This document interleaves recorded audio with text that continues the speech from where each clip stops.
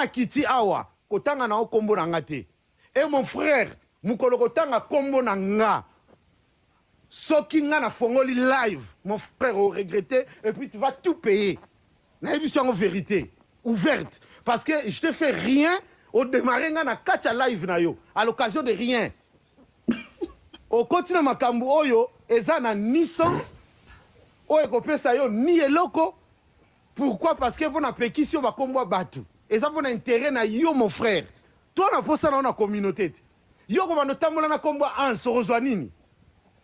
Ozwanini osala kama na bien. Nyo se le kaka bien. Ata otangi kombo na yete. Ata otangi kombo e ko changer le côté pa na yo.